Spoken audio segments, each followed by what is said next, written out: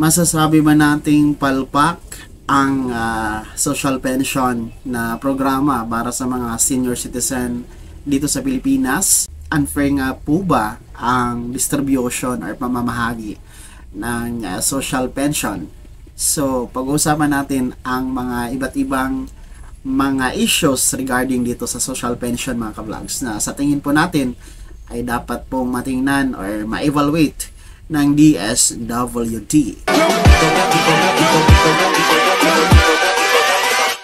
Hold up.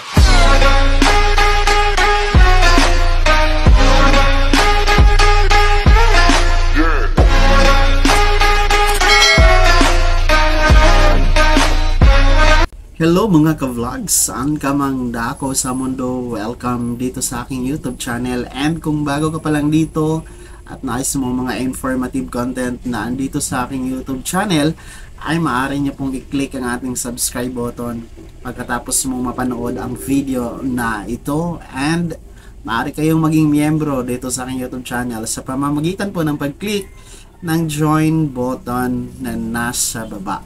So, since nga po, no, ay napakarami nga pong mga senior citizen ang gustong sumali dito sa social pension na programa po under the DSWD, ay meron naman pong mga IRR, no, or mga polisiya. Kabilang na po ang qualification, requirements, paano po maging qualified dito sa social pension. Kasi ang social pension ay para lamang po ito sa mga indigent na mga senior citizen, no? Indigent, ibig sabihin walang sapat na source of income, walang inaasahan na monthly income, walang nagbibigay or sumusuportang pamilya or mga anak, no?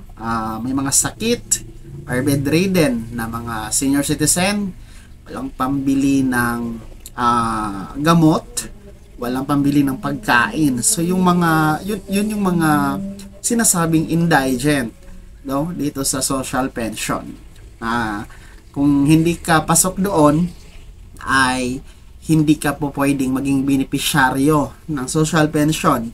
So in short, the social pension under the DSWD program para sa mga Filipino senior citizen ay para lamang po sa mga mahirap, no, na mga senior citizen. Alam naman natin na, no, merong marami naman pong mahirap na senior citizen, pero meron pang mas mahirap na mga senior citizen na talagang kailangan ng tulong ng ating gobyerno, no? Kaya nga po merong ganitong programa, itong social pension under the DSWD. So ang problema lang ngayon, mga ka-vlogs, no, kasi nababalot ng kontrobersya or issue itong social pension. Alam niyo po, sa mga sa dinami-dami ng mga nagko-komento sa ating mga videos, mga nagme-message sa atin, no, na noon hindi ko talaga inakala na merong mga ganitong mga nangyayari, pero sa ngayon I realize na rampant pala ang mga ganitong issues regarding dito sa social pension, mga ka-vlogs, dahil hindi lang po isang tao, hindi lang po isang viewer po ng ating mga videos ang nagbibigay ng kanilang mga obserbasyon regarding nga po sa pagpapa-implement ng social pension. So ganito po yun siya, mga ka-vlogs, no. I think may common po sa aking mga naalala or common na kadalasan na sinasabi sa ating mga senior citizen na mga viewers dyan, na kung indigent po ang social pension, bakit po sa kanilang lugar o sa ibang lugar may mga kakilala sila na merong SSS pension or GSIS pension na nagkaroon pa rin po ng social pension. Dahil po sa IRR ni social pension, bawal pong makasali si SSS pensioner or GSIS pensioner. Dahil bawal po magdoble yan mga ka-vlogs, no? Dahil parang give and take kasi yan. Kasi para pantay-pantay lahat. So, merong mga barangays, mayroong mga LGUs na may mga SSS pension, GSIS pension na nagkaroon pa rin po, kasama pa rin po sa social pension. So, isa po yan. Pangalawa, meron din pong mga sinasabing suportado ng pamilya abroad, no? Malaki ang bahay, may malaking lupain, may mga source of income, pero nakasali pa rin po sa DSWD social pension. So, hindi naman po yung indigent, malinaw naman po yun na hindi talaga siya pasok sa criteria as indigent. Kung meron nga po kayong negosyo, may mga source of income, suportado ng anak or pamilya, no? Lalo na suportado mula sa abroad.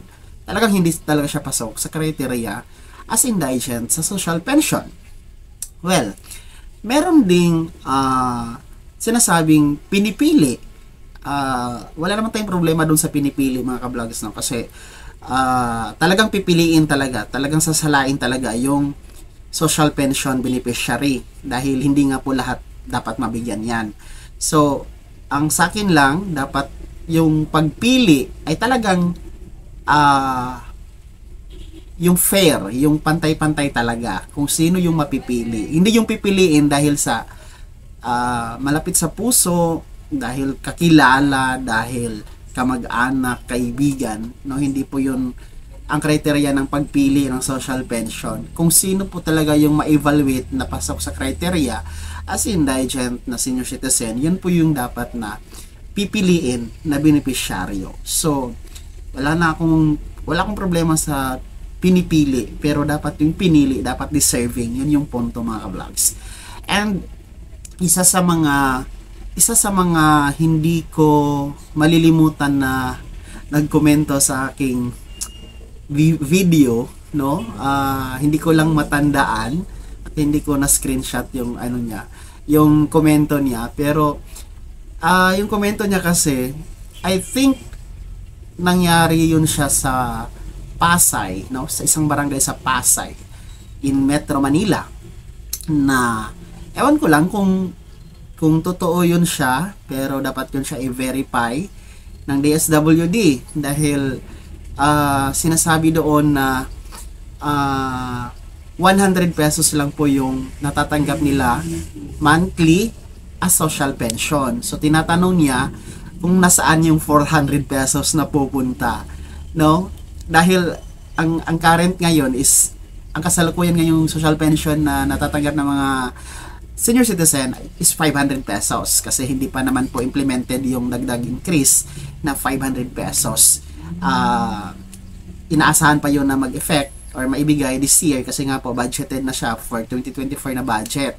No, dinoble na ng Department of Budget and Management yung budget for the increase para maging 1,000 nga po. So, yun yung tanong niya, bakit nasaan na punta yung 400 pesos, bakit 100 pesos lang po daw yung natatanggap nila. So, doon ako medyo na aware, no? Medyo na alarm dahil nga naman, napakalaking no? Parang 90% talaga ng total amount ng pensyon is nawala, saan napunta. And just imagine 100 pesos a month. So, ang payout is quarterly or every 6 months, no? So, ano yun, 600 pesos for the 6 months, 1,200 pesos for the whole year. So, ano na pong mangyayari? Talagang mamamatay talaga ang mga senior citizen na mga indigent dahil wala nang pambili ng gamot, no? Wala nang pambili ng gatas, ng pagkain, wala nang pantustos sa mga daily needs nila, no? So, I think tayo ay nananawagan sa DSWD na tututukan ang mga ganong mga issues. No, dapat talaga i-re-evaluate lahat ng mga social pensioners no? Dapat pumunta kayo sa barangay, house to house nyo, i-verify dahil kayong umasa sa ano, huwag kayong umasa sa mga local na mga, sorry to say, but nangyayari talaga sa mga local LGUs ang mga ganoon, no? Yung mga tinatawag natin na mga palakasan system. So dapat the national government or the national office of the DSWD should go, no, sa mga barangays nationwide to re-evaluate these issues dahil sa ayaw at sa gusto ninyo nangyayari po itong mga issues na ito.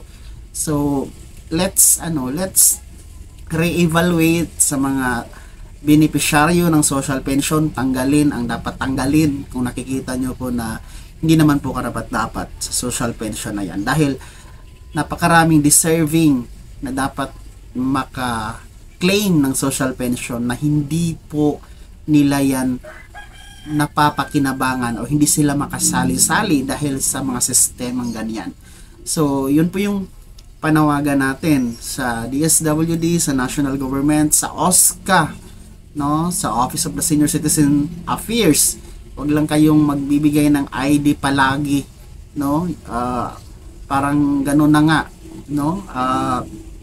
Sa NCSC, sana'y matutukan po ito, yung mga ganitong issues dahil kawawa po yung ating mga senior citizen.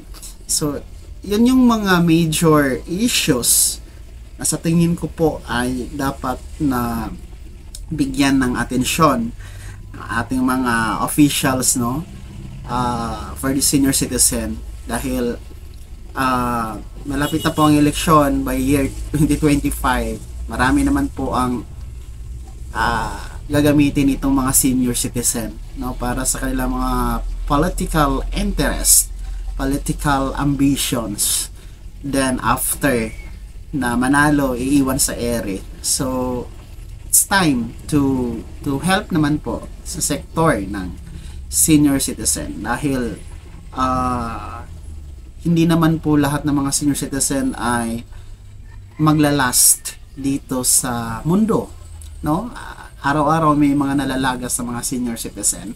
Let's make them happy.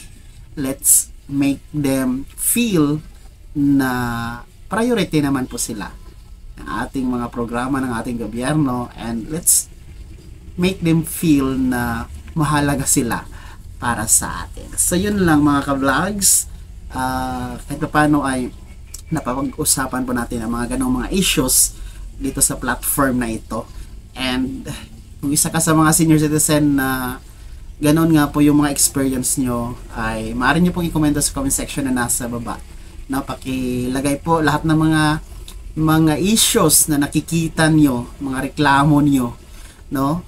Kung relate kayo dito sa ating pinag-uusapan. Paki-komento naman po sa ating comment section. Pakilagyan na lang po ng kumpletong pangalan at address para po atin yang mabigyang pansin sa susunod natin ng mga videos. So kung hindi ka pa nakasubscribe dito sa aking YouTube channel, ay maaari niyo pong i-click ang ating subscribe button na nasa baba. Huwag niyong kaligtaan na i-turn on ang notification bell. Ilagay sa all para updated ka sa mga bagong videos na i-upload ko. And maaari mo ring i-like ang video na to.